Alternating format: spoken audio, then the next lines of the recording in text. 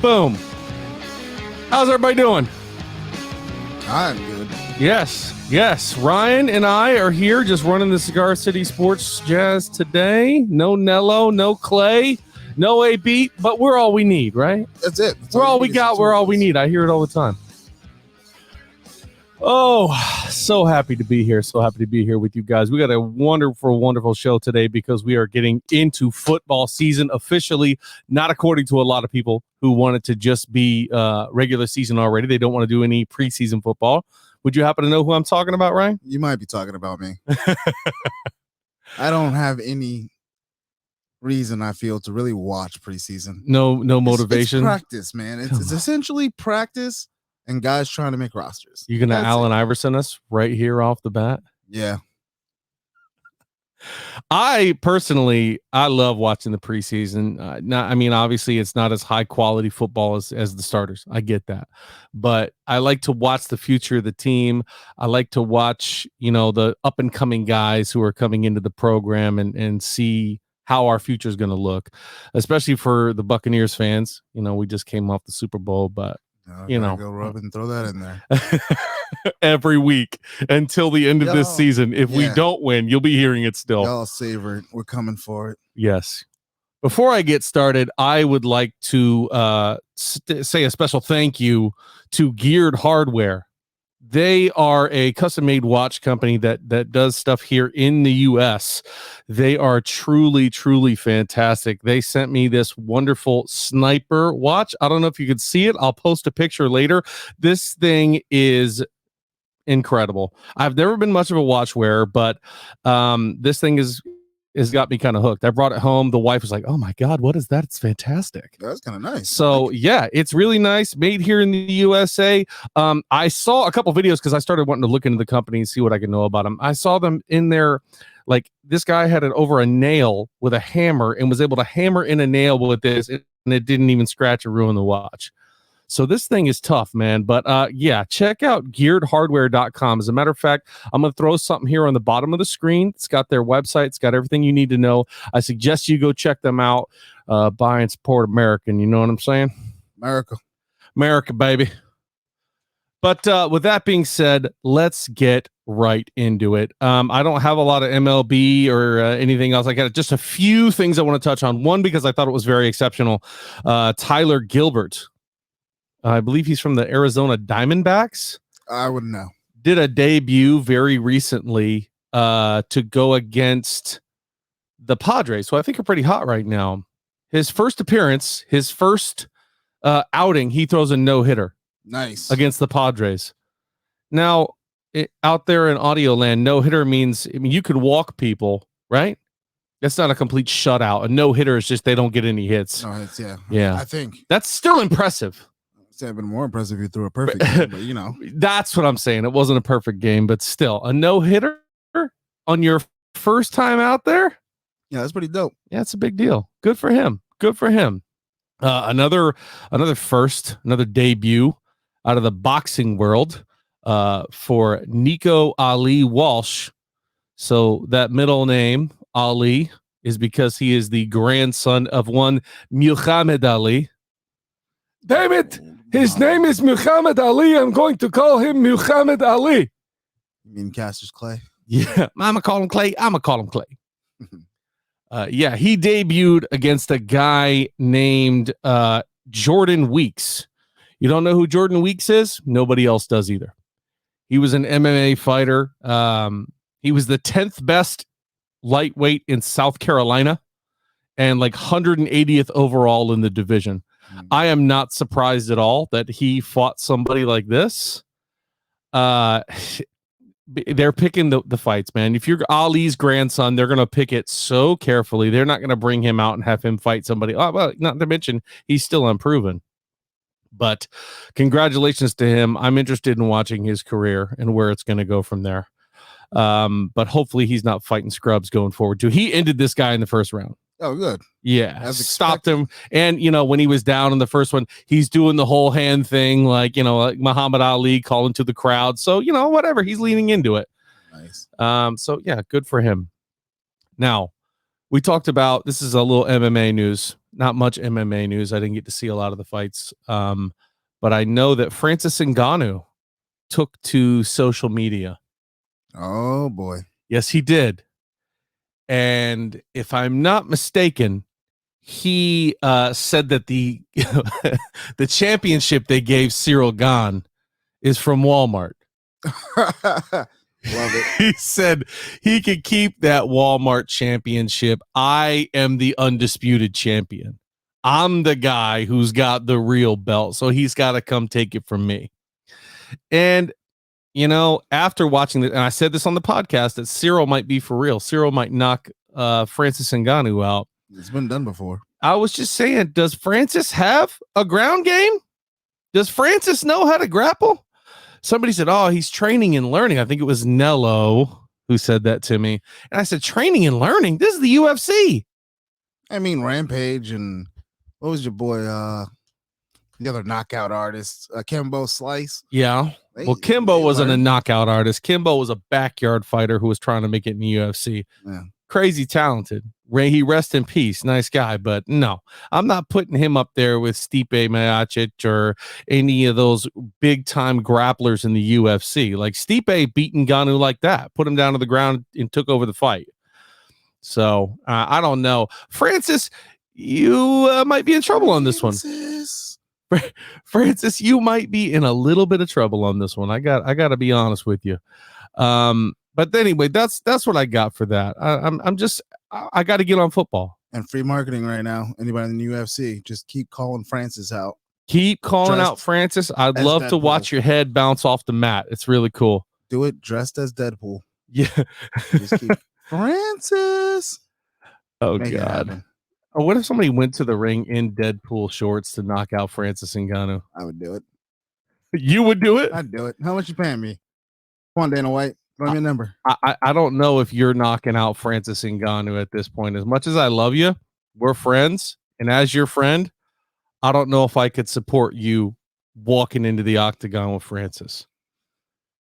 I don't know. It depends on the size of that check. I may not knock him out, but listen, I'll still show up and get paid. If there are 6 digits in that check, I'm showing up to fight Francis. It ain't got to be 6, Dana. I'll fight him for 20 right now. If Francis comes knocking on the door, you're going to walk outside and answer? Absolutely. I don't know about all that, man. Absolutely. I don't know about all that. Oh, I don't know if that's smart. We're not in an octagon. I have a thing called a great equalizer. Wow. And, yeah. Oh, okay. But I still fight him right in the front yard. 20K. Pull up, Francis. And I am going to auction off that Ring doorbell video footage. Oh, do it to the highest bidder. Sounds a pay-per-view. Yeah. To watch Francis roll up and you be like, come on, Francis. And then watch him chase you around the yard. Oh, I wouldn't run. Or you just go limp quick. Oh, nah, bro. I'm standing tall, all 10 toes down, man. Nah, I don't believe you, man. Nah. I'm sorry. I ain't never back down from nobody. I don't care how big you are. All right. Well, Francis is going to find out. He's going to have to get in the ring at some point. Yeah, he can test that assumption at his earliest convenience. That's right. Yeah. That's right. So good luck to both of you, I guess. All right. I wanted to get into the way too early, brand new top 25 that just came out on top 25 for the college football standings. Haven't even played a game yet, although it's next weekend. I mean, we got Nebraska football as of the 28th. Now, Nebraska's not the team that I'm clamoring to see. Obviously, we want to see those big matchups, but I'm ready. I'm ready right now for some serious college football. I am too. So I figured we'd take a gander at the top 25 and see who we think is going to stay there and who we think is going to be knocked out by the end of the season, huh? Hey, is Florida State number 1? That list is all wrong then. I got to tell you, buddy, I called in a search and rescue because I don't see Florida State on the list at all. I wouldn't either. Yeah, they're not up here. They are they're having to earn their way. But you know who else I don't see? Oh, wait, I do. Appalachian State? Yeah, Appalachian State. I don't see anybody from the Mountain West is what I was going to say. Are you telling me that Boise State's not in there? Seriously, Boise State's not in the top 25? No. Nello, what's going on? No, they're not. And they are the representative of the Mountain West. No Boise State. Now, we've got Alabama at number 1. I sadly don't think we hold on to that. Clemson number 2? No. Really? Oklahoma coming in at number 2. Okay. I believe they have the number 1 quarterback prospect. See, and that's one of the things that I never really understand about rankings sometimes. They have the number 1 quarterback prospect, but where did they finish last year? Where did Oklahoma finish last Yeah. year? They were in the playoffs last year. Yeah, but that's my point. They weren't number 2. No, they weren't number 2, but this is based off of, your strength of schedule and your team coming into the year and how good you look and a little bit on where you finished last year. But number 3 is Clemson. No, but I'm saying though, Clemson, last 3-4 years? Come on. Yeah. I try him. I'm not a Clemson fan, but I know you're not. I would be ACC. really surprised if you were a Clemson fan, but I think they belong higher than Oklahoma. I might be that kid that had the LeBron jersey on and I'm screaming for one way, then took off, and I'm going to do that. Let's go Florida State, then switch. Oh, let's go Clemson. That's how I do it, man. If Bama's not playing, I will cheer for the Gators. Oh man. I will not cheer for LSU. And I will, on an occasion, even give Auburn hey, good job. I mean, they're not Tennessee, they're not LSU, they're not Georgia. Speaking of Georgia, they rank in at number 5, with number 4 being the Ohio State. I think Ohio State is one of those teams that, first of all, I think they're going to be good this year. They are just like Bama and Georgia and all these other big schools like Oklahoma. They're kind of grandfathered in, I think. I think they're just these huge schools that are just going to get that top look. And if they fall, that's going to make a lot of money. It's going to be, huge views and downloads for ESPN, all Sports Center and all the other crap. I don't know. I can't watch it anymore. It's unbearable. Yeah, I can't tell you the last time I really watched Sports Center or anything like that. Yeah. But I just wanted to round out the top 10 because I was kind of like, wait a minute, what? This is kind of interesting. Because at 6, we've got Texas A&M. Okay, another SEC school. Then we have Iowa State. And Iowa State, I think, is deserving. I haven't watched them play, so I can't have an opinion. Yeah, I want to go ahead and pull up old Iowa State because I think they finished really strong last year in terms of football. But after them at the Cincinnati Bearcats. And I was really surprised to see that. I was like, they also had a somewhat decent finish to the year last year, but Iowa State, like I said, was 9-3 and finished first in the Big 12. They edged out Oklahoma because they had a better conference record, 8-1. So yeah, I think they belong there. Cincinnati, though, I'm just kind of like, who are they? Who are they playing again? They're in the the same conference as USF. Oh, so they'll be national champions at the end of the year. They'll claim it for sure. They'll say they are, even if they're not. But after that, we've got Notre Dame. Okay, Notre Dame. We see you, Notre Dame. You're here every year. Then you play somebody legitimate and you get smacked. Why did I still let this happen? They need to pick a conference. They really need to come play in the ACC and come play some legitimate teams and just stop with this no conference nonsense. I know everybody says the TV deals are big and everybody wants, to go play whoever they want. And then they're going to get all kinds of crazy money just for having the gold helmets and being the Fighting Irish. I'm just sick of it. Play somebody, guys. Who really cares that much anymore? Yeah, not me. Then we've got North Carolina at 10, rounding out the top 10 in college football. They didn't confuse us with the basketball team? No, they certainly didn't. Team? No, yeah, it's a football team. And then we got Oregon, Wisconsin at 12, which Wisconsin is interesting. I like Wisconsin football. I like watching them play. I like their style. I like how they put out these man children at offensive line and just destroy everybody. If they get some resemblance of a passing game that's consistent, they might be dangerous in the Big Ten. Their running game is always pretty entertaining. Yeah, Their running backs are pretty solid. Their running backs are always solid. Let's just look back in history and see who they've had here. I mean, recently was John Taylor. Yep. I mean, they always, and then they had I want to say, who's the guy that went to the Chargers? Not Melvin Ingram. That's the defensive lineman. I don't know. Gordon? Yeah, Melvin Gordon. Yep. He came out of Wisconsin. They always have good running backs and they always have excellent offensive line. So I don't know. I just want to see them have a little bit more success and like beat Penn State. I mean, I know that's not beating anybody, but if they could beat Penn State, I don't know. Maybe that's something. Maybe that'll piss somebody off. Yeah, beat Penn State just so I could hear Nello cry after he booked it. Yeah, he's gonna come on here. He's gonna say, "Oh, we play Wisconsin this week. We're gonna destroy them," and then he's gonna book it, and we know what's gonna happen after that. He's gonna book something, and it's gonna go terribly. That's just the way of the world for this one. I don't know. And then we've got some teams that we care about here. Number 13. Well, some of us care about. I know you don't. The Florida Gators coming in at 13. Ugh. I think that's respectable. I think that's a good spot for them. Miami coming in behind them at 14. Ugh. Here's 1-2 at USC at 15. LSU at 16. Now, this is the first time they've been down that way in a while, right? They haven't been this low on the rankings for quite some time. They've had a pretty decent run of quarterbacks and defenses and wide receivers that they've been kind of relevant. But I don't know. Do you think that LSU is going to finish out the top 25 this year? Oh, most definitely. Most definitely. Yeah? You think they can find something going on at quarterback and stay in the top 25? I think they can get it going. Rajaran. And then we've got Indiana and Iowa at 17 and 18. Penn State at 19. Hey, gross.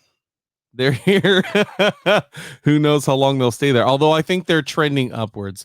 I know Nello doesn't understand how recruiting works, but he says, here before the season starts, when it really is in the beginning, they're at number 1 in their recruiting class. Yeah.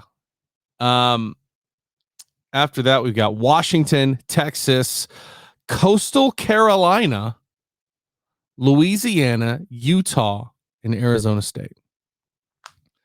So that'll be interesting. I think of the top 10 teams, I think, that's a hard one to see who's going to fall out of that. First team to slip up, it's going to be difficult.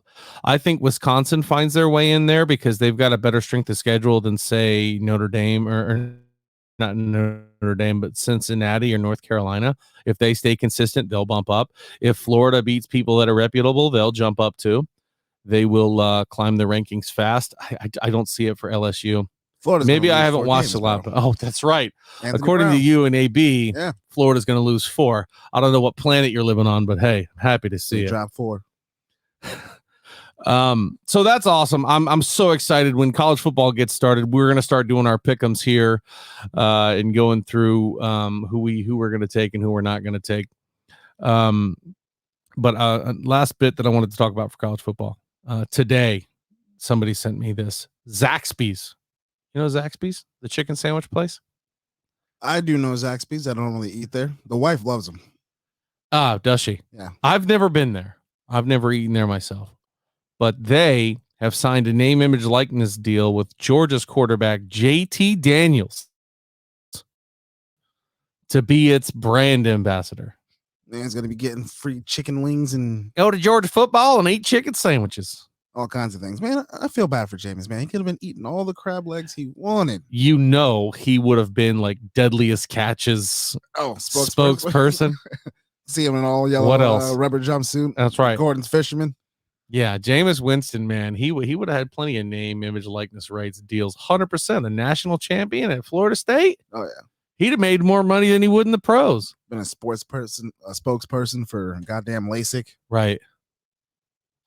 Old Squinty McGee. Well, no, we're going to get back to Jameis, by the way. He had some time on the field this weekend, but yeah, good for Georgia's quarterback, man. Hopefully he's getting everybody chicken sandwiches down there in Georgia. Yeah, chicken sandwiches for everybody. Yeah, that's right. Hand them out like Oprah, He's going to be walking into practice with a burlap sack full of spicy chickens and tossing like 4 of them to the O-line. Here's honey mustard. Just slinging it. Anybody want sauce? I got sauce. Kids are like, oh, these NIL rates are solid, man. They're solid. Yeah. It's funny. I worked for a company for a summer, and they got free Chick-fil-A every day. What? Every day they came in with free Chick-fil-A, and that's what we had for lunch. So we didn't have to leave and go get lunch. It was provided to us. After that summer, I will not eat Chick-fil-A ever again. Really? Yeah, I just won't go. That's sick of it, huh? I don't want the Lord's chicken ever again. It's made its mark on my soul. I mean, what if it comes with broccoli?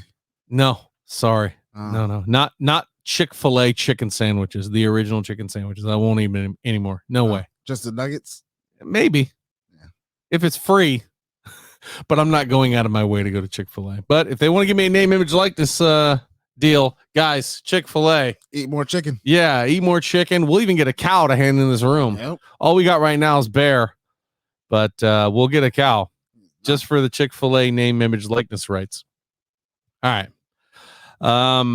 So that's what we got for college football. And you know what? We're moving quick. It's going to be a shorter than usual episode. We're not going to be taking much breaks because we're going to be here and we're going to be live. Because you don't have to argue with Nello about the Mountain West for 45 minutes. Right. And he's not going to bring up the Eagles for us to talk about for 8 hours.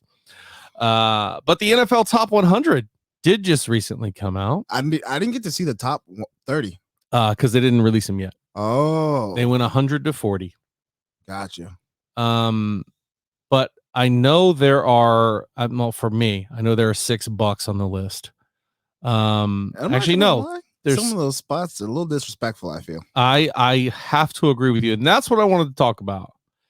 Is who do you think you saw on that list and we're like, nah, he doesn't belong down here? Devin White. Now, Devin White, didn't he come in? That's what you say. You didn't see the top 40. Now, NFL NBC came out with their own list, but their numbers were different than what I saw on the program. So I was kind of confused on that. I'm going to pull it up right now, but they had some players ranked crazy low. Yeah, I saw that and I was like, ooh. Yeah, that threw me off from your peers. So I guess that, has some play to it, but so you felt Devin White was disrespected for how low he was at 33 on their list? Wasn't he 43? No, 43 was Levante David. Oh. Yeah. Now that is interesting, and he was 44 on the NBC list. I know this is a little bit different than what else is than what's out there on the actual show itself. So if anybody can clear that up for me, but this is called the players list. Here's one that I thought was crazy. Jalen Ramsey came in at 15. He had a lights out year like he always does, but somebody beat him this year. There's a cornerback higher on the list than Jalen Ramsey, and that's Jair Alexander. Not saying he's not deserving, but I was surprised to see it. I mean, maybe he had more splash plays. Maybe more things happened for him. But yeah, last year, I think Lamar was pretty high up there. Wasn't he in the top 10 last year? Top 5? So. He's 29 this year. Julio Jones, the Titan Julio Jones, although he's credited as the Falcon, came in at 28. Which is still crazy. He's still a beast. And on this list, Devin White at 33, I was like, that's interesting. I mean, I don't know how to take that. If it's a player's list, I don't know how I feel about it. Right? I mean, if that's how they value him, that's how they value him. See, but I haven't been able to find 1 through 40. Yeah. So 1 through 40 is on here. 40 is Chase Young.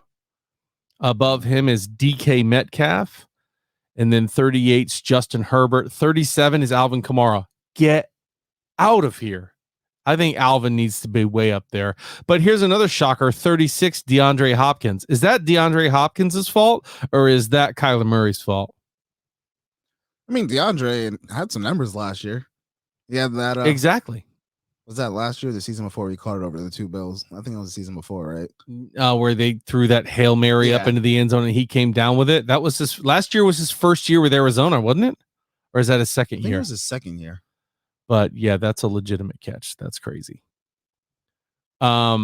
But yeah, Calvin Ridley, one of our Facebook commenters asked about Calvin Ridley, and I'll tell you right now because I just passed him. Where did he wind up? He was in the 70 to 61 range. Here he is, 67. Calvin Ridley, who had a legitimate year last year. This was the year they came and said, Calvin, we're going to put it on you. You're going to be the guy. Let's do it. And he delivered. He had a great year. I think he's going to continue to be that guy. Oh yeah, he's going to be absolutely solid. Yeah, I mean he's a legitimate talent, and he's going to keep leading the Falcons, which pains me. But for you, AJ Brown was on here too at 72, 70 something or 62 or 70. Yeah. Here's another one that got me was Tre'Davious White down at 78. I thought he was better than that. I value them a little bit differently, obviously.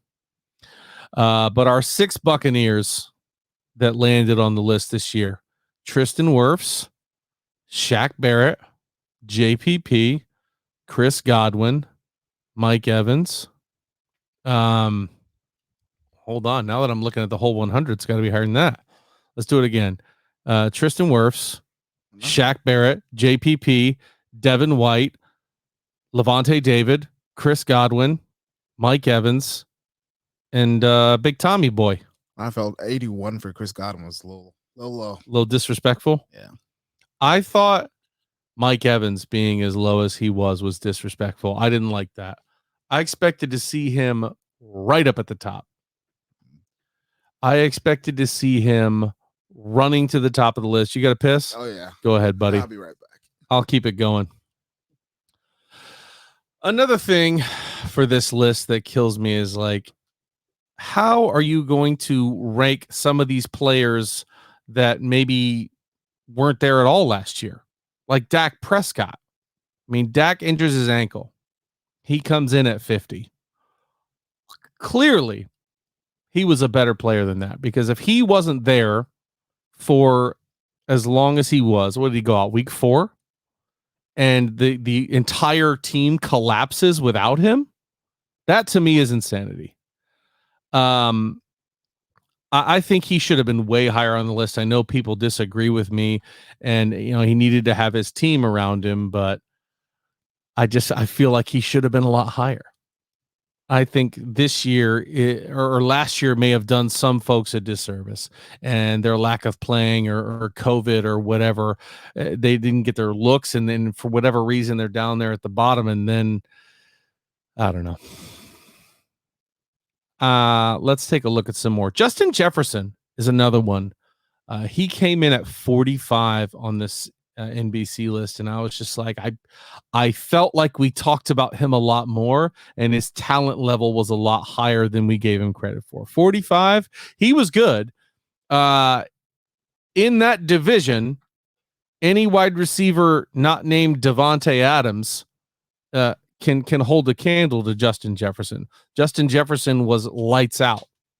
And speaking of Devontae Smith, what did I say? Devontae Smith? That's the Eagles. Devontae Adams. He comes in at number 7.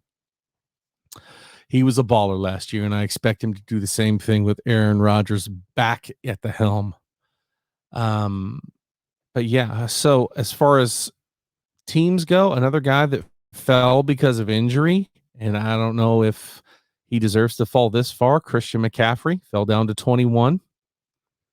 Unpopular opinion, I don't think he's that good. Yeah, he's a different kind of running back than you like, I think. I think you like the Dalvin Cooks of the world, who like to put their nose down and break tackles and run hard. And Christian's just a scat back. Yeah. That's the way he runs his game, and he's obviously had a lot of success with it. Speaking of running backs, there's a certain running back that didn't make the list at all. Who was that? That's Ezekiel Elliott. Didn't deserve to. No. Had a trash year. Where did the king end up? Now that was the next thing I was going to bring up. Because I can't see the first 30. I thought this was disrespectful, honestly. Now, when I look at the rest of the list, there's not another running back above him. He's the highest rated running back. But I'm like, you're going to put Derrick Henry at 11? Oof. At 11? Like Myles Garrett and Josh Allen and Russell Wilson. For those three, I'm just like, wait, what is this? Yeah. How are these three guys over somebody who went over 2,000 yards when everybody in the NFL knew that when Derrick Henry was back there, he was getting the ball? We had I don't know. And and not to mention back-to-back rushing titles. Yeah. And our buddy Nello wants to know where Miles Sanders wound up. I don't think he did. He's out of the top 100 holding Derrick Henry's jockstrap.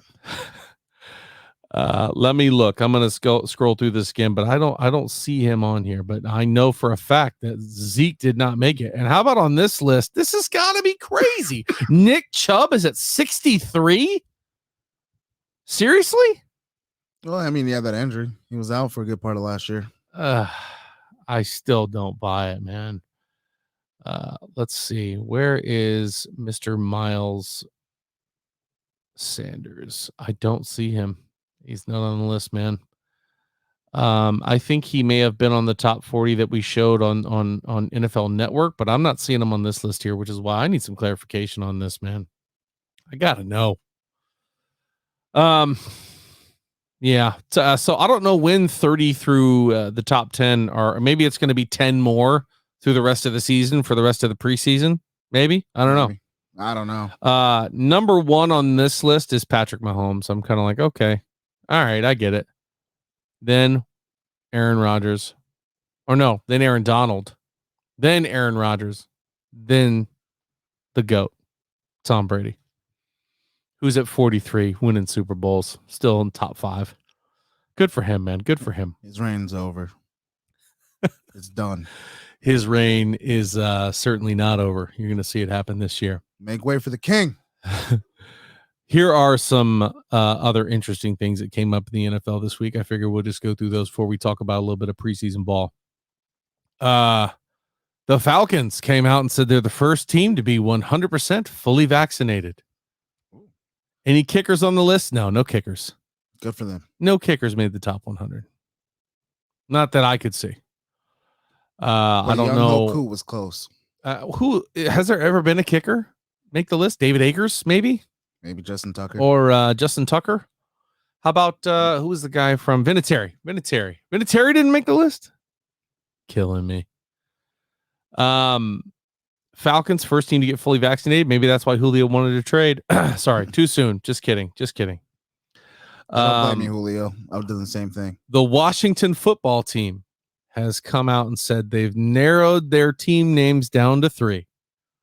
They finally got 3 team names that they want to choose from to finally give their team an official name. And they bleeped it out. Ron Rivera and whoever the GM or the head or the owner were on a Zoom call or something talking about it, and they bleeped out the 3 they like. But I've got 8, the ones that they had narrowed down: the Armada, the Brigade, the Commanders, the Defenders, the Presidents, the Red Hogs.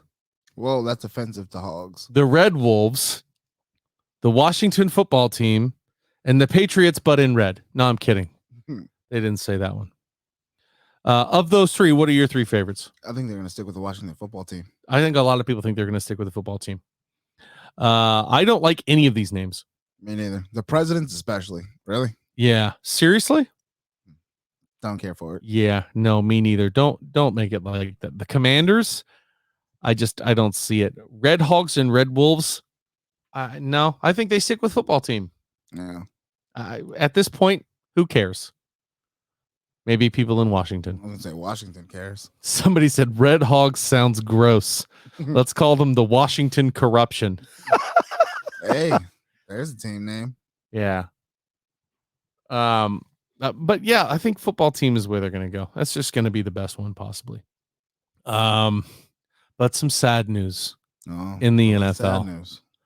I don't like talking about sad news, but I got sad news for you. Tim Tebow is no longer a member of the Jacksonville Jaguars. Why, God? Why? After one preseason game. One reception stolen by Tavon Austin. I would have cut him after I saw him try to block. And get out. Now I gotta give him credit where credit's due. He hasn't been in the league since 2015. I don't want to hear that. I guarantee you, if you'd have tried to put him at quarterback, he would have tried to ball out. Yeah, he would have tried to for sure, but you don't spend your number one pick on Trevor Lawrence and then let Tebow be your quarterback. My point. Exactly. Like he wasn't giving effort. Yeah. You know what I mean? Like, I saw that, bro. For the money that you would make, I would have leveled that corner, whoever the defensive end was. Like, you just, and the little rollover. Come on, Tim Tebow. Yeah. Somebody talking about the Washington football team said they should have gone with the Washington Natives. Should have been the name and just kept the theme, but show respect and take the Redskin name out. I actually like that a lot too. Yeah, that's not bad at all. That's a good suggestion. I'm sorry I don't know who you are. I'd shout you out, but it is what it is. So yeah, Tebow, he ran a couple routes in the third quarter. The routes looked okay. He didn't look like a tight end. He looked a little smaller, and he went to set the edge on a defensive end and threw his shoulder and his head down and just kind of ran into him. Yeah. And although you did call it. You did. And that was an interesting block, but no, sorry, Timmy. We can tell you have not been blocking ever in your life. Hold on, Hayden. What do you mean he got cut too quickly? That guy, he didn't want to be there. He didn't want to play tight end. It didn't get cut too quickly. Let me go ahead and tell you this too. Tim Tebow was a long shot to make the roster, even if he did okay. Yeah. He should have never been signed. But the challenge here was he wasn't even playing special teams. And long shots to make the NFL have to play special teams. He wasn't a gunner. He didn't know how to tackle. It's just there's no reward for keeping Tebow on your team. And no, he's not going to get another shot. I promise you that. This is it. Nobody else could get him to come out of league to play anything other than quarterback. And now they've got tape of him as a tight end being as bad as he was. And he's going to somehow magically get a job somewhere else doing what? Oh, and I believe we owe that coach from New York an apology who said that he was trash as a tight end. That's why he didn't make it there. He was right. Yeah, we see it now. I'm sorry, Timmy. We like you, Timmy, but they like you. I don't like you, Tim Tebow. Because he destroyed you for 4 years. Well, Percy Harvin and Demps destroyed us for 4 years. Don't give him credit where it's not due. Okay. Anyway, so sorry about Timmy. Tim Tebow's gone. He posted a nice heartfelt Facebook post, as he often does, talking about the highs and lows and the challenges and how, he'll bounce back and God has a plan for him. Good for you, buddy. The real question is, after you got cut, did you cry away the 316 underneath your eyes, or did you just wipe it off? Yeah. That's what I want to know. He's man enough to cry. Are you, Ryan? Huh? Yeah. Are you man enough to show some emotion for us? I'm gonna cry when the Titans win the Super Bowl. You just watch. I fall like a fucking be happy baby. to see that. Okay. Oh, big signing. One that we were waiting for. He was sitting in but sitting out. Jamal Adams. He finally got the big deal he was looking for. 4 years, $70 million. Wow. Good for you, buddy. How much time did he have left on his contract? I have no idea. I think he was coming near the end. He was still on his rookie contract, if I'm not mistaken. But you know how many interceptions he has career-wide? Somebody put this in the group. Somebody put it in the Facebook group. Do you know how many interceptions he has? Not a lot. Go ahead. I'll give you a hint. You can count it on one hand. 4? 2. Oh. Holy shit. You've only got 2 and he's commanding $70 million in salary. I'm going to pull this up. You guys can see this right here. This is in our Facebook group. He's got 2 interceptions as a safety in his career. Vince Wilfork had 3. I mean, JPP, who doesn't even have all the required equipment's got 4. Yeah. And I mean, the people were talking about Xavier Howard and getting paid. Yeah. Pay him. He had 22 interceptions. Yeah, that's a little bit of a different story. And he didn't play as much. No. But come on, Jamal. Good for you, though. You got like 58 guaranteed out of that. So he is definitely the highest paid safety in the league now. Maybe he's going to practice. I don't know what that's going to mean in the long run for the Seahawks. I mean, he's obviously a banger. He's obviously somebody who inspires that team and gets them going, but I hope you don't fall off, buddy. I bet he will. I wanted to talk about a couple of rookies too before we get into quarterbacks. Patrick Surtain over the weekend in his first game gets a pick six, runs it back. Good for you, buddy. He was worth every penny. He was a good pick for the Broncos. And the Broncos, who everybody was kind of giving them crap, saying they should have gotten Justin Fields or they should have taken one of the other quarterbacks that might have been available. Obviously not Zach Wilson, Trey Lance, or Trevor Lawrence. But they said they should have taken a quarterback because they had all these problems. But Drew Lock and Teddy Bridgewater came out and started throwing pretty damn well. They both had pretty good stat lines to end this preseason game. Not jumping ahead of myself here, but neither one of them looked poorly on Sunday when they played. But I'm interested to see. They played the Vikings. I'm interested to see if that develops into anything. Drew Lock, I wonder if it's for real, because a lot of people were saying, no, we got our quarterback. It's Drew Lock. Drew Lock. Yeah. He had a pretty decent stat line. Anyway, Zaven Collins for Arizona, got a chance to see him, the number one linebacker. I was not very big on that pick when it happened.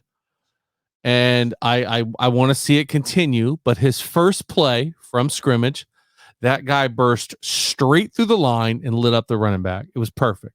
Nice. And I was like, ooh, this is going to be a nice little tandem they got in Arizona. Who's the kid they drafted last year? You remember? From... I don't remember. I want to say he was from an SEC school. Who, Arizona? Yeah. Oh, I don't remember. Looking it up right now. I forget Arizona even exists. I bet you do. You won't after this year. Isaiah Simmons from Clemson. You should know him better than anybody. I try to forget those people. Yeah, Isaiah Simmons and Zaven Collins. That's going to be a pretty good little dynamic duo. Now, they also had Chandler, I think, the defensive lineman. If he stays. And they got J.J. Watt and Budda Baker. If he stays healthy. Yeah. Just no Patrick Peterson. Because Patrick went to Minnesota. I still can't, which is going to be very interesting to see. The other game I got to watch was the Carolina Panthers against the Colts. And what's his name? Like PJ Walker. PJ Walker. That guy, I was like, why aren't we giving him the starting job in Carolina? I know, preseason. I get ahead of myself. It's what I do. But PJ Walker was making good throws on the run. He was improvising. He was accurate. He looked good. Sam Darnold might be in trouble. I don't know. For another reason, Sam Darnold didn't play. I don't know why. Why not? I mean, at this point, I saw this on the NFL Network, and it's a valid point. If Tom Brady is out there and Tom Brady is playing, you're all playing. There's no excuse. Unless you're hurt or there's some reason you can't go out there and run through one freaking drive. If the GOAT is coming out there, get your ass out there on the field. Especially if you're somebody like Sam Darnold, who's had such a treacherous pass. I'd be getting all the reps in practice I could. I would be doing absolutely everything I can to stay on the field and show the Panthers I'm worthy of their selection, right? I mean, am I crazy? Yeah, they won't keep him. They'll trade him. They just traded for him, or they signed him. Oh, they did the same thing with Teddy Bridgewater. Who knows? This is a new regime, though. This is not Ron Rivera. So Matt Rule is their coach, and I think he's going to be a good boost for them. I think he's going to get them some more success. Do I think he's like the end-all, be-all? No. And then over to the Packers, Jordan Love, who got drafted last year and was the big controversy, the thing that everybody was talking about. He got to play for once, got his stat line, but he also, I'll do air quotes, injured his throwing arm. But that didn't last. He's fine. They've done the MRI. He's okay. But there was a bit of a shaky moment for him during the game. But he performed well. I don't know if I'm handing him the keys to Green Bay, although next year they might have to. Yep. But we'll see. All right. And I got the stat lines. I want to talk about some quarterbacks now. I want to talk about our rookies first. And I want to ask you if it's time to start worrying already. Preseason game 1. Trevor Lawrence, 6 for 9, 71 yards, 90.5 passer rating. Got sacked twice. First of all, chalk that up to just being in Jacksonville. I chalk that up to being in Jacksonville, but I don't know if it's his mannerisms. I watched a good amount of him at Clemson, but never watched him really closely. Does he always have that lackluster, I don't want to be here look on his face? For the most part, when I saw him, I think so. He just looks bored. I'm like, dude, you're the first overall pick getting ready to save Jacksonville, which I don't know if that's possible.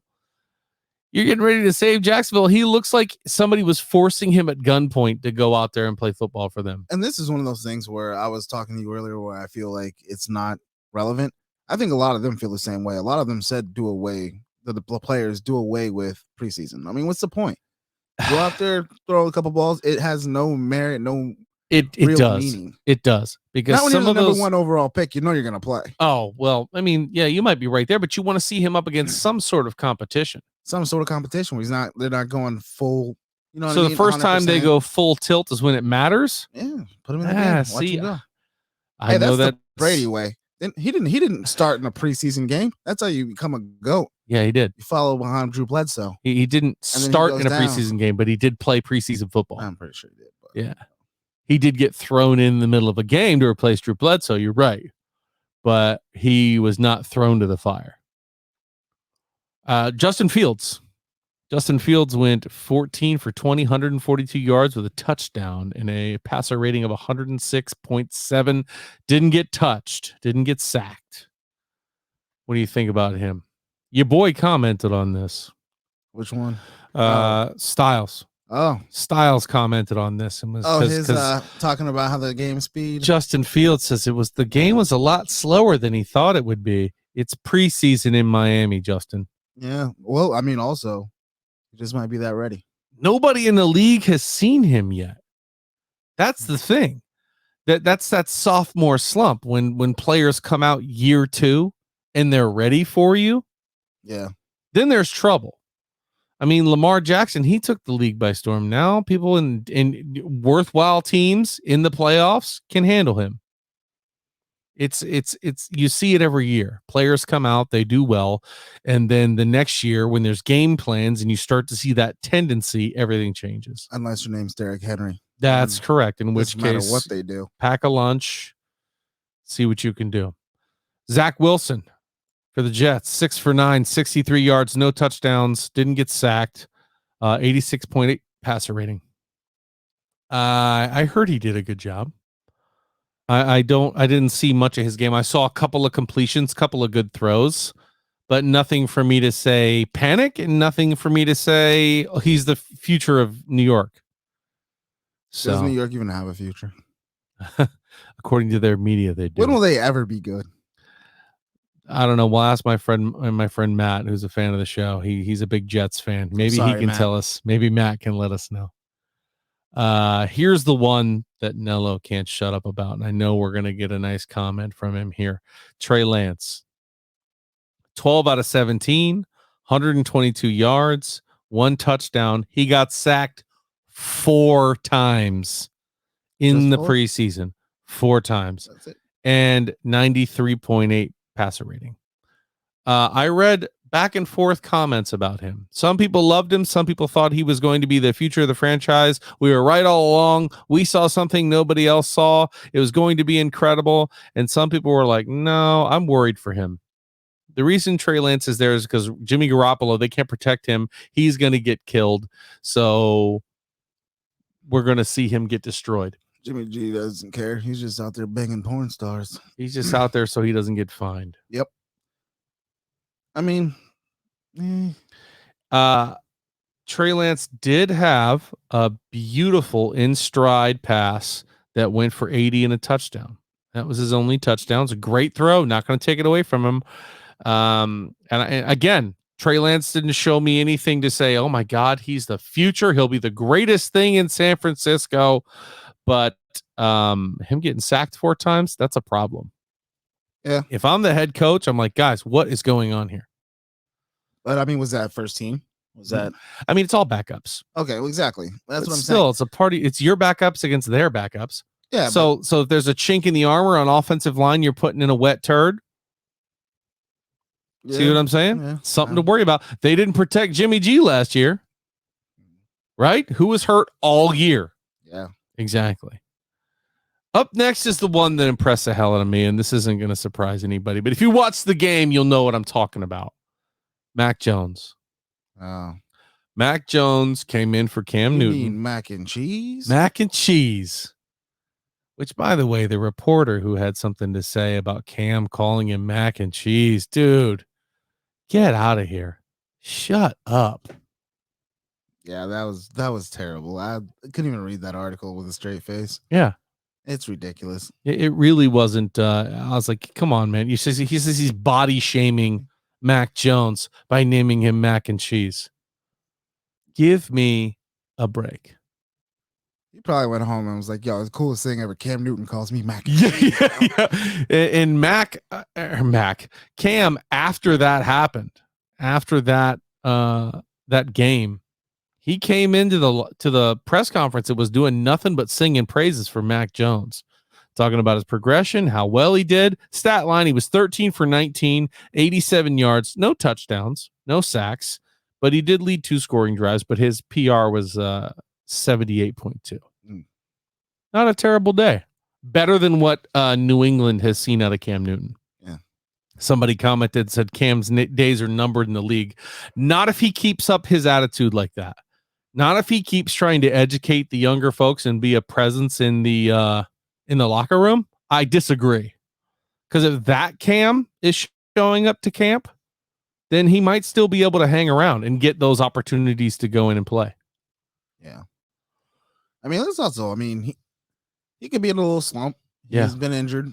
He's, getting used to a new offense that is nowhere, you know what I mean? Yeah. Used to what he was doing. Maybe Cam starts to be Cam again after a little while, Yeah. I don't see why not. But as of right now, when Matt came on the field, he got a standing ovation from all of Gillette Stadium. Yeah. They're ready to see him come in and play. And he made a lot of really good throws. He was throwing the ball before receivers hit their brakes. That way they would turn around and get the ball right in their hands. He looked like a pro, which is no surprise from where he came from. And then the last one that we're going to talk about more, Kyle Trask. Oh, boy. His stat line, 4 for 15. Ouch. 35 passing yards, no touchdowns, got sacked twice, passer rating of 39.6. I know Nello's super happy about that. Yeah, that's what you get when you take a Florida quarterback. I'm just saying. Oh, yeah, we did so much better with the Florida State quarterback. Hey. Go ahead. Out. Go he ahead. Balled out. Oh, but he balled. He balled.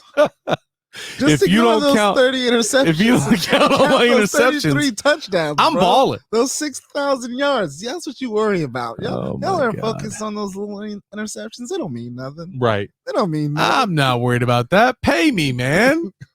So I'm so glad you brought that up because those two are on my next list. The Saints quarterbacks. I think that's the biggest quarterback competition in the league right now. I'm sure I'm not alone. Don't understand why that's even a competition. You think Jameis deserves it hands down? Yeah. And there's now honestly, don't show any favoritism, Florida State boy. Why do you think he's better? I agree with you. I just want to hear why you think so. Because like I said before, Taysom Hill, he's come in for trick plays, this or that. He's also throwing the ball. Yeah, but he really hasn't ran that machine. You got a guy who just came from the Bucks, who for 3 years, what was it, 4 years? For the Bucks? Yeah, I think he was a 4-year player for us. Yeah. Yeah. Started as a rookie. Yeah. So he's been there before and he's ran a team. He knows what he needs to do now. You know what I mean? Like he's got to get his interceptions down, obviously. But I mean, if it's me, I'm taking the guy with experience who had a team that he almost took to the playoffs versus the guy that hey, come in here real quick and run a reverse. Yeah, he also was a quarterback in college, and we Yeah. haven't seen the good sample size of him. And Taysom started the game, so I think Sean Payton is giving him the tools to be successful. I think he wants to see what he can do, but I agree with you. I think Jameis is the favorite right now. Their stat lines: Jameis was 7 for 12, Taysom was 8 for 12. Jameis threw for 96 yards and a touchdown. Taysom threw for 81 yards, no touchdown. Both of them threw a pick. Both of them got sacked. Taysom's PR 51, Jameis's is 77.1. And to Jameis's credit, in watching the replay, the pick was not his fault.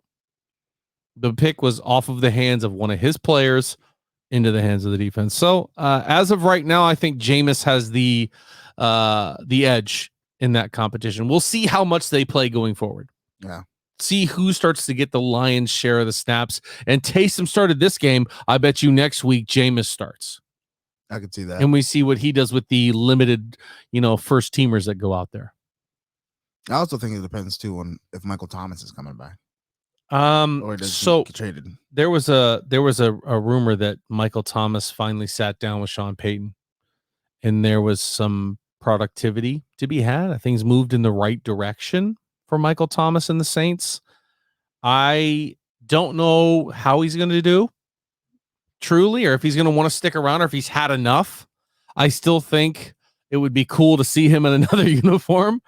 I want to see him go out to the Chargers and light it up with Keenan Allen. That would be really cool. I really don't think that's where he'd go if he had his choice. If he had his choice, I think he'd go to California because he's from LA. So I think, yes, I think the Chargers would be the choice for him. Could be wrong, but as of right now, he's still a Saint. So we'll move on as if he plans to be a Saint. Now I want to talk about the game that you didn't see. I want to talk about the Tampa Bay Buccaneers opening game. The start that we had, there were ups and a lot of downs. Some bright spots. It was cool to see the starters out there. Not everybody was out there, but the starting offensive line was out there with Brady. Got to see Giovanni Bernard, who came out and made a first down catch. He made a good play when he was needed. I think we're going to see him out there on passing downs and as bait when they want to back off and do into big coverage, and then run him on a draw. That's something that I think he could be very effective with. Good to see Leonard Fournette out there. Weird to see him as number 7, but good to see him out there. I think he did an okay job for what he was asked of. All 3 backs got to go as far as the starters. Rojo, Leonard Fournette, and Giovanni Bernard all got time on the field. So who do you think starts for you guys? As of right now, I think Leonard Fournette is going to get the nod. I disagree with that. Really? I still think that Ronald Jones is the guy for us. I think he is going to be at the right price for the Bucs. I think he is a hard-nosed runner. I think he is the hardest runner on the team. I think he needs to work a little bit on his pass blocking and a little bit on pass catching. Not that he can't. That's not like something that you know him for. Yeah. You know him for downhill running and knocking people out of the line of scrimmage. The reason I give it to Fournette is because he's all around better. He can pass, or he can pass block. He can catch. He can run the ball downfield. He can do it all. That's why I think at the end of the day, that Fournette's going to get the nod as far as the starting job goes. But I think there's going to be a healthy rotation with Brady, 100%. I think we'll even see some lineup where he's flanked by Gio Bernard and Leonard Fournette. That would be interesting. That would be kind of hard to deal with if you're a defensive coordinator. You don't know who's going to get the ball, where it's going to go.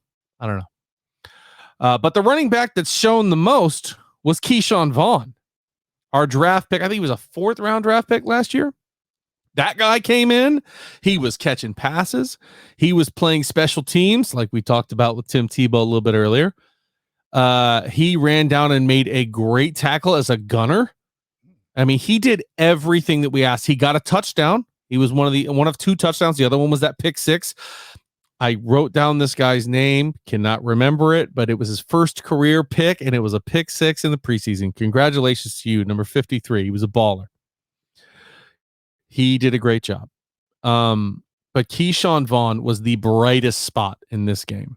He did everything we asked him to. Nello, wrecking ball. Yeah, he was great. He really, really did a great job. And I think he's earning himself a spot on the team with that, because Arians talked about him and said he played lights out. Everything we asked him to do was great. I think that's going to round out our running back core. I think it's going to be Rojo, Leonard Fournette, Gio, and Keyshawn Vaughn in no specific order. I mean, that seems like too many cooks in the kitchen, you ask me. Well, yeah, like again, that's why special teams is a thing. Yeah. But Antonio Brown was out there too. He missed a big pass. It hit him in the hands. It was a tough catch, but he missed it anyway. Somebody commented and said Joe Tryon was a huge bright spot. That was our first round pick, number 32 overall. Joe Tryon, if you watched him play when he was in there, he lived in the backfield. He was living back there rent-free. Every single down, it seemed like he was going after the running back. Hold on, I just saw this. Keith, you were Aaron Hernandez's roommate, and you lived to tell about it? Wow. Yeah, he's a tough guy. But back to what I was saying. Joe Tryon also got a really nasty hit on the quarterback, and he got flagged with unnecessary roughness on it, which I thought was stupid, because when you run that option, if you decide to pull it back and not hand it off to the running back, you're considered a runner. So was he still behind the line of scrimmage? Yeah. Still a free shot. And Joe Tryon didn't like lead with the helmet. I mean, it was a nasty hit RPO, for sure. Man, RPO. He's still a quarterback. Right. But stupid flag. Arians didn't understand it. I didn't understand it. It is what it is. But the point is, Tryon is going to be a beast for the Tampa Bay Buccaneers.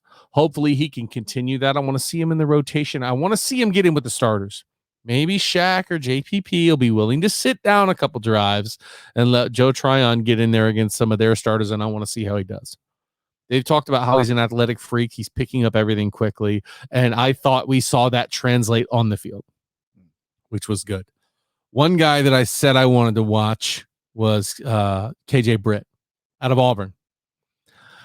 Because when you look at our linebacker depth, it's fantastic. In the middle, we've got Devin White, Levante David, best linebacking duo in the league.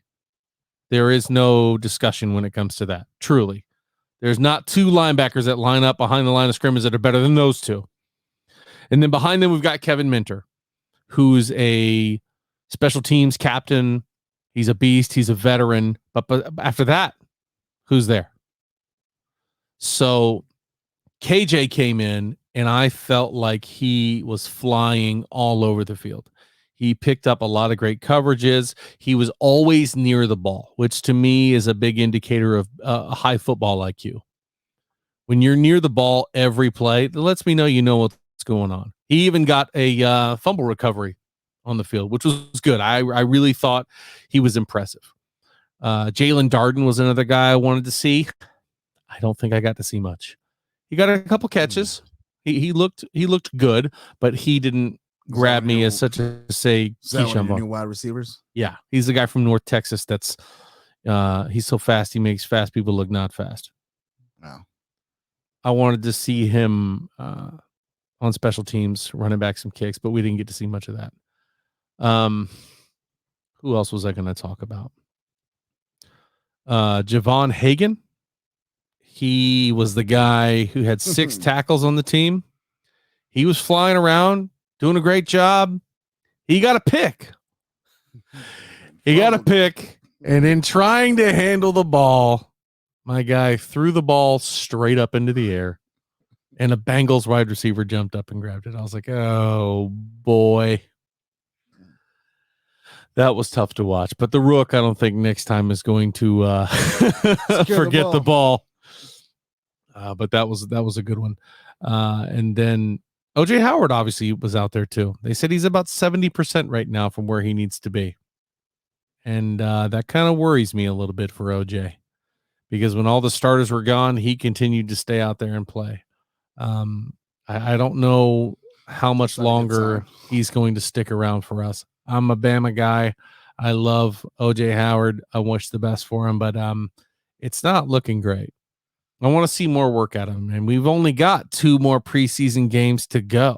Thank God. There's not a lot more time to hone in your skills and start, showing what you can do before you start getting worried about getting cut. Now, do I think he's going to get cut? I don't know. Maybe not. We already cut. Yeah, right.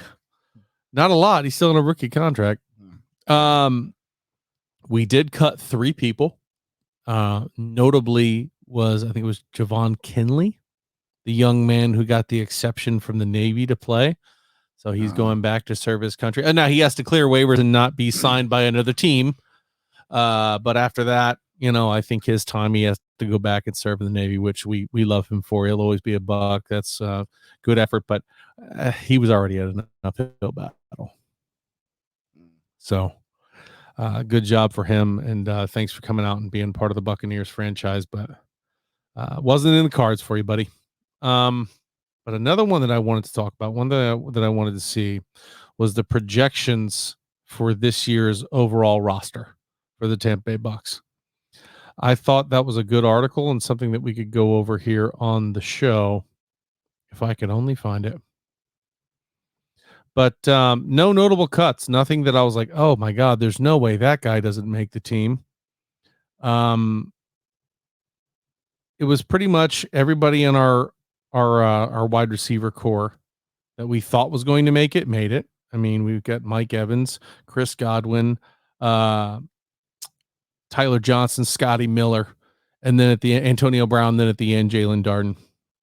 But quarterbacks, they're thinking Tom Brady, Blaine Gabbert, Kyle Trask. Kyle Trask isn't going anywhere. He's really not. No matter if you like to talk crap about the Gators or you don't like the kid, he's not going anywhere. He's going to be the future of the Tampa Bay Buccaneers. That's what they drafted him for. That's what they're training him for. And barring catastrophic breakdown, he's going to be the quarterback. Tom Brady, nobody's getting rid of Tom Brady. That's just not happening. Blaine Gabbert, he's going to stay on the team as the backup. That's another reason why you want to watch preseason, man, because let's say Tannehill's going to go down. Who's going to replace him? Any person that can turn around and hand the ball to Derrick Henry. Okay. Derrick Henry goes down. Who's going to replace him? We just forfeit the season. Oh, okay. Okay. Sorry, I forgot. I forgot. If your best player goes down, you can forfeit the season. We all forget about it. We lost our 2 best players. Well, almost. Yeah. But I don't know I don't even know who our backup is. This is why you watch preseason football, man. Where's AJ Brown going to play this year? What do you mean he's going to play? Where's he going to play? Probably the slot. No, he's going to play for the Jets. He doesn't play for you anymore. No, he doesn't. No, he doesn't. You guys got Julio Jones and who's number 11?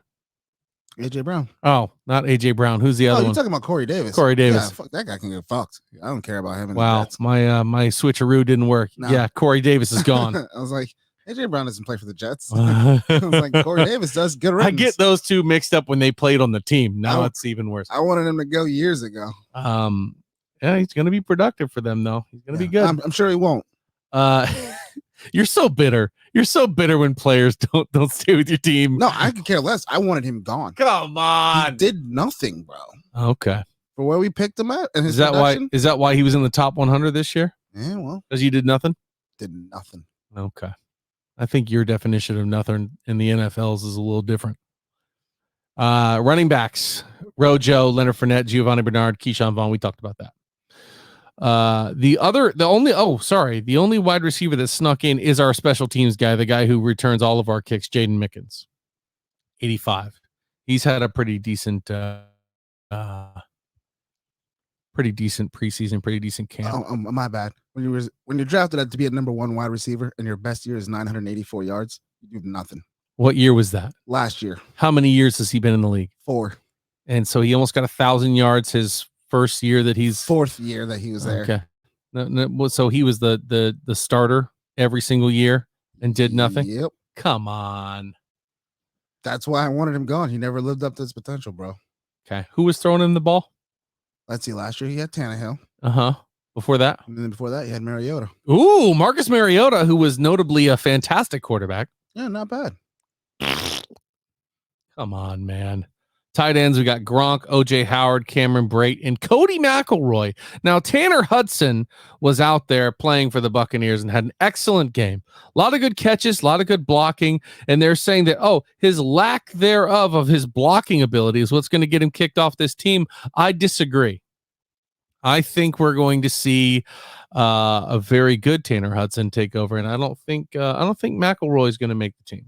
Maybe next year. I bet you they'll both make the practice squad. Either one of them, if they don't make the team, they'll make the practice squad, or they'll get picked up by another team. I heard Tebow's going to work with him later to help him learn how to block. I don't see why he wouldn't. Yeah. He's got time. Offensive line, our usual suspects are here. Tristan Wirfs, who made the NFL Top 100. Congratulations, kid. Congratulations, big fella. That guy's actually going to make the team. Tristan, the guy who jumped straight out of 4 feet of water. Yeah, I figured they'd cut him. He'll be okay. Yeah. And then rounding that out, Josh Wells, Aaron Stinney, Robert Hainsey, the rookie we drafted in the 3rd round, and Nick Leverett. Speaking of Robert Hainsey, I wanted to see Robert Hainsey very badly. He didn't play. He was in street clothes because he was injured for most of the time. However, in the 3rd quarter, they showed Tom Brady working with Robert Hainsey on the sideline on his snap counts during the game. Just trying to get him back in and working on something. Tom Brady, the GOAT, who doesn't have to do anything, can sit there with a clipboard and play mahjong with his grandparents on the sideline if he wants to, is sitting there working on the snap count with the rookie. Unreal, man. That dude is different. But let's take a look at the rest of this defensive line. All the usual suspects are here. Ndamukong Suh, Vita Vea, Will Golston, Raheem Nunez-Roches, Khalil Davis, and Pat O'Connor. Inside linebacker, they see some people not making that list. KJ Britt rounding out the 3 that I mentioned earlier: Levante David, Devin White, and Kevin Minter. Outside linebacker, Shaq Barrett, Jason Pierre-Paul, studs. And then some studs to back them up: Joe Tryon, Anthony Nelson.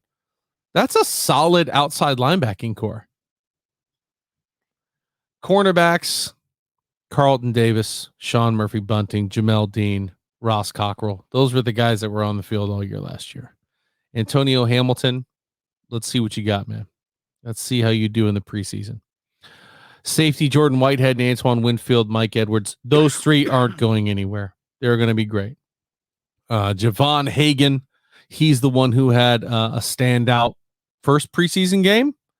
I think he's going to keep that momentum up and go ahead and make the team. So that might be our Buccaneers 53-man roster. Suck up and all the other guys, the specialists. Who really cares about that? Yeah, fuck Suck up. The first ever Mr. Irrelevant to win a Super Bowl. Yeah, fuck Suck up. Wow, he's a big fan of the show. I hope you say that to his face. I will. Why couldn't you kick like that in Tennessee? Son of a bitch. Oh boy. So yeah, I think we've got a lot of work to go, a lot of things ahead of us to round this out. I'm sure Ryan's going to watch the next game because the Bucs are going up against the Tennessee Titans. Maybe I could tell you who your backup running back is. Yeah, let me know. Yeah, I'll send you a little text. But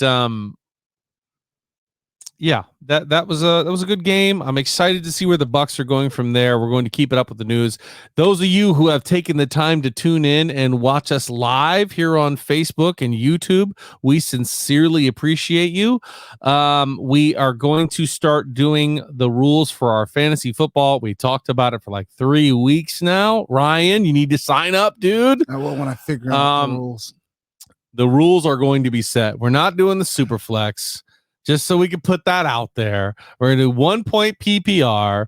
We're going to get rid of a kicker and have another flex, and that's it. And a defense, running back, 2 wide receivers, and a tight end. What else do you need to know? Can we pick up a defensive player? No, that's stupid. See? Anything I want in this, it's stupid. Yeah. Jesus. That's right. Anything you want in this is stupid, which is why you're going to sign up. Guys, we're talking about chocolate milk, Nello. We're going to talk about the 28th.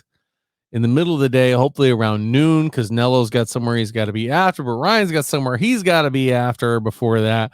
We're going to try to get together and do this draft. If you are not signed up, what's going on? Get signed up. All right, I'll do it. All right. So, thank you so much for checking in with us and checking out episode number 15 of the Cigar City Sports Podcast. We're going to try to keep this forum up going forward, doing the live video. We're going to take this audio and still release it as we would our normal podcast, so no need to worry about that. If you like to watch or listen to us that way, let's do it that way. If you want to do it this way live, this is how it's going to be going forward. So any feedback that you have is going to be great. Nello, we missed you. You're going to be back next week. It'll be good to have you back in the studio. Clay will be back in sometime in his lifetime. But until then, we have been the Cigar City Sports Podcast. We appreciate you guys hanging out. We'll see you guys later. I'm going to put us out with a little mood music. Oh, yeah. See y'all next week.